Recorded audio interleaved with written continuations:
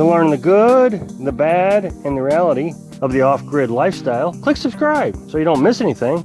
Hit the bell notification. I have TP. I know that a lot of people are in the stores fighting over it. I actually saw a video of two women fighting for TP this morning. So I thought I'd show everybody that I got some, but a lot of people have asked me what we're doing to protect ourselves from the virus. I'll get to that in a bit, but I want to get to more important stuff right now. So we got here a week ago Tuesday. This is Friday right now. So we parked our camper down the hill over there. See, probably through the trees, you see the solar panels. Within 1 week, 7 days, we were completely off grid. And so now we're into getting ready to build our tiny house, but there's a lot of work to do. And as I've shown many times before, we're gonna build our tiny house on this trailer. The trailer has been pretty much demolished. I suspect people just came down here to grab whatever they could and make some money off of it. I see this as just an overwhelming task when you look at it from the big picture. And so you're thinking, okay, you got to spend a bunch of money. You're going to have to buy dumpsters and this and that. I've decided what I'm going to do is I'm only going to work on it just 3 hours a day.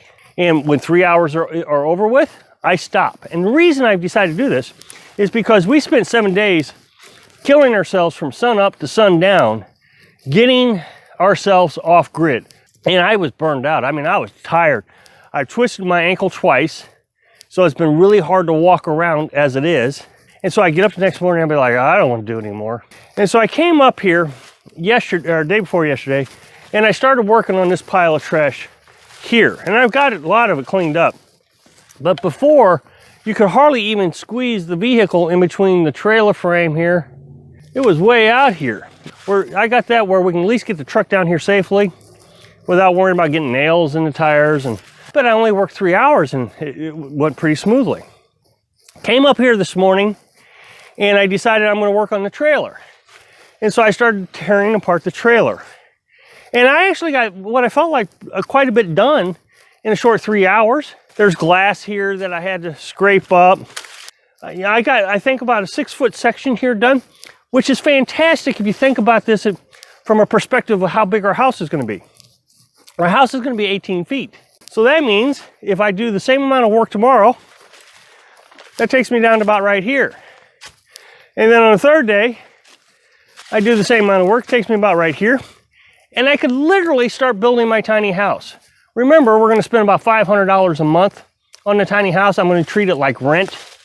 And so I'm going to go buy $500 worth of materials and start building.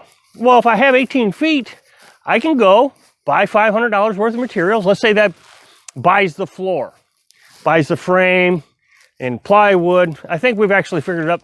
It's gonna be about 300 bucks. So I'll actually be able to get some more material. And then I can start building the base of the tiny house.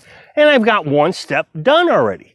And then when I'm done with building that, let's say that takes 3 days, then I can continue on cleaning the tiny house. Just spending 3 hours a day doing it without burning myself out. And what I find is when I get up in the morning, I'm very energized and ready to get started. This morning, like I said, got up and I started trimming some grass. And I do that for 10 minutes a day because it really gets my heart rate pumping and I don't want to have a heart attack. I'm really out of shape. I want to get the grass cut pretty quickly before the copperheads come out, copperhead snakes. I'm really worried about that. I've gotten quite a bit cleaned up over here. This was all weeded up. And we've been kind of treating this as our path to get to the trailer, down to the camper and back and forth. And then here in a couple weeks, when Walmart starts selling push mowers, I'm gonna go get myself a push mower. And then I can start push mowing a little bit, getting this all cleaned up. And again, just do it 10 minutes in the morning and I'll be able to keep up with it. And of course, we got to burn it. A lot of the materials, the wood materials we're burning, we're doing it in a barrel. And the reason we're doing it in a barrel is because our well pump is brand new. We're running off a generator. What I don't want to happen is I start a big brush fire, you know, like that, and it gets out of hand. I try to start the generator doesn't start, or the well pump doesn't start, or whatever, and I can't get it out and have to call the fire department. So I want to make sure the well pump is established for a while. Then I might start a brush fire. I'll have several buckets of water on standby just in case. Now, someone has mentioned, actually 2 people have mentioned so far, and I think it's actually on another YouTube channel. People are complaining that we're not off-grid because we live next to a road. A busy road, according to them. It's really not that busy. This road leads into a town. We're just outside the city limits of a small town. The town is 101 people. So yeah, there's traffic. And so I did look up off-grid living. What's the definition of off-grid living? I did Google it. And the number 1 answer is that you live off of your own electric power.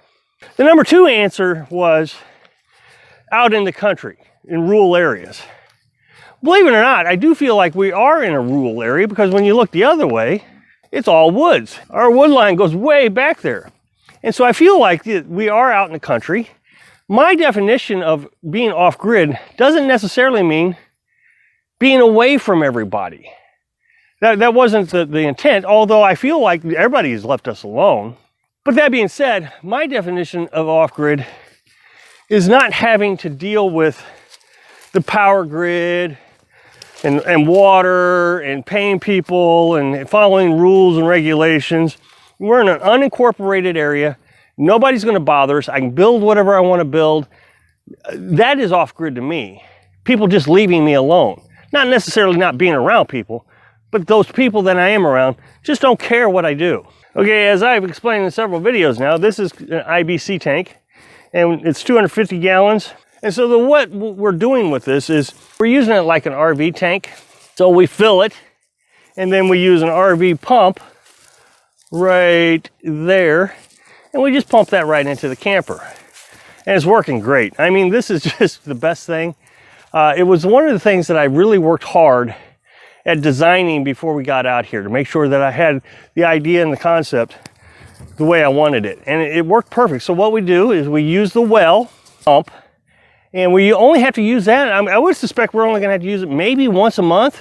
So we run the generator. One of these days I'll get that where I can run it off solar. But right now we're running it off the generator. It turns the pump on the well, and then we just fill this up. I filled this, 3 or 4 days ago, and I would say that we've used maybe, I don't know, 50 gallons, 40, 50 gallons. We've taken showers, Carolyn's did laundry, we've Berkeyed some water. So I'm sure you can see that big orange ball in the sky called the sun. It's right there. You see it? I'm beginning to think that's how Missouri is. I just never recognized how many cloudy days Missouri has. As a matter of fact, I did Google it, and I think 13 days out of the month is, on average, is what it is, that the sun actually is out. And so having solar panels has been an interesting idea on cloudy days. Now, these are polycrystalline solar panels, which actually do quite well in cloudy conditions. I have been extremely concerned about having solar panels, especially being next to a wooded area, because the sun comes up in the wooded area and then sets on the other side, which I get all afternoon sun. I mean, that's great, but in the morning I don't get any sun. But I have not had any troubles with 800 watts of solar panels. On cloudy days, these things are producing enough energy to charge the battery and give us the power that we need to run through the day. Last night I ran the generator for about an hour and a half because it was cloudy yesterday, so I thought I better run it just in case. And it only, like I said, took an hour and a half. Normally, to charge the battery from all day use would take about 4 hours. Huge difference. And now, back to the TP. Yeah, we live in just outside of a small village. It's not even a town anymore. It used to be a town, but a few years ago they voted to eliminate the township, and they gave it over to the county. So the county maintains the roads now, but it's not even a town. And so there's 101 people in this town. Carolyn is a member of a Facebook group that is for this town. I'm not going to give you the town name because the population would all of a sudden grow overnight. They are posting that the school is going to shut down because of the virus. The community seems to be a very strong community, and immediately people are saying, well, what we're going to do is we're going to give money over to Walmart, because this is a poor community, of course. And so if you have children and you can't afford to feed your children 3 times a day because they got free lunches or whatever at the school, then they're going to pay Walmart to provide food for the children for lunches. There's also just opened a new food pantry just up the hill from us here. And so now the community's coming together, collecting food and to restock the pantry for the children. So yeah, even a small community like this is being affected by the virus. We seem to be doing okay. We got plenty of food. Carolyn's stocked up on beans and rice and peanut butter. We got tons of peanut butter. Thanks for watching.